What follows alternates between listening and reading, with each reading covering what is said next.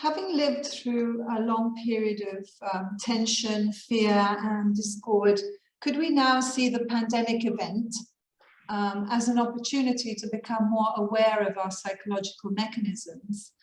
After all, our human nature, our true human nature, I think we can say for the whole of humanity really, is to want a free, peaceful life in harmony with others, don't we?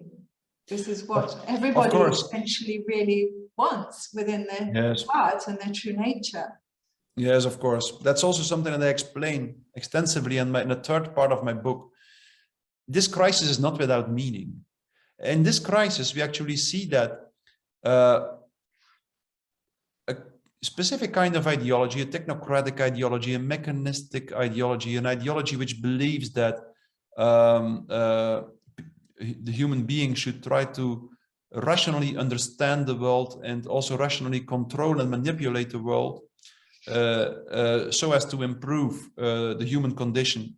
So we see that this kind of ideology now really comes to the fore, seizes power much more than before. But at the same time, we also see the limits and the destructive potential, the destructive effects of this kind of ideology. And I truly believe that in this crisis, what you will see is the final and the ultimate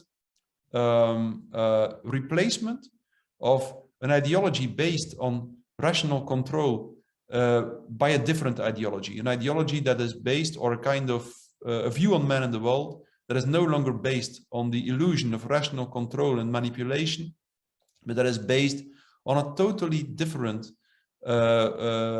kind of knowledge, which is a much more intuitive and, in the first place, a resonating kind of knowledge. So, and the most major scientists actually came already to that conclusion. They already warned us that the part of reality that can be understood in a rational way is extremely limited, and that the rest of reality we can only know by empathically resonating with it. And it is this new kind of knowledge. Once we understand that, such as, for instance, complex and dynamical systems theory showed that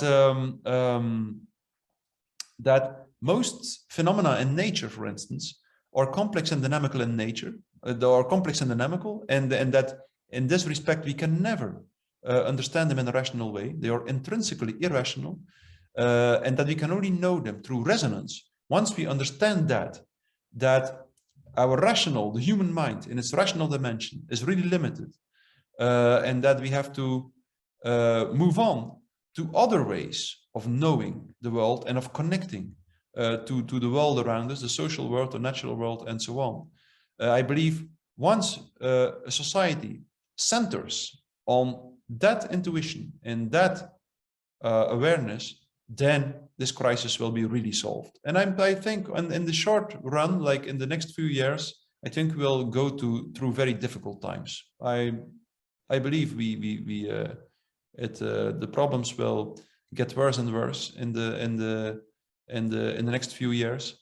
But after that, I'm very positive. I believe that humanity will finally, from the failure of the old ideology, a certain part of humanity will start to conceive, to understand according to which principles society should be organized and which kind of knowledge is most important.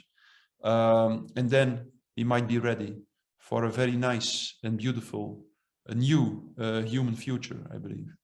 Yes, sir. Is your book The Psychology of Totalitarianism? Because it sounds a very scientific title, but I imagine it was written with the general public in mind. In other words, can this book help people navigate these confusing times and counteract crowd formation processes, for example? Yes, I'm very confident of that. You know, here in Belgium, first I was a little bit scared that it would be too difficult for some people, but I'm really after, like, the Dutch version is available now for 6 weeks or something. And I'm really confident now that it will reach a large and a broad audience. Like in Belgium, it's I think the most sold non-fiction book now at the moment, and almost everyone says that it's very accessible. and that it integrates indeed, on the one hand, many scientific findings, but also many findings from other perspectives, such as a more spiritual perspective, or also like a more historical perspective and so on. Of course, a psychological perspective as well. But I'm confident that many people that it will be accessible to most people. They will be able to read it and to understand it, I think. And also in the style of the writing, on the one hand, is very rational and very logical, because I always try to make my argumentation as pure as possible. But it's also poetic, I think, in many respects. That's what many people say. So I pay attention to both the more logical and the more stylistic and poetic dimension of language very much in my book. Well, thank you very much, Dr. Mattias Desmet, author of The Psychology of Totalitarianism. Thank you for a great point of view and a great vision on a possible new world. Thank you. Thank you very much for the interview.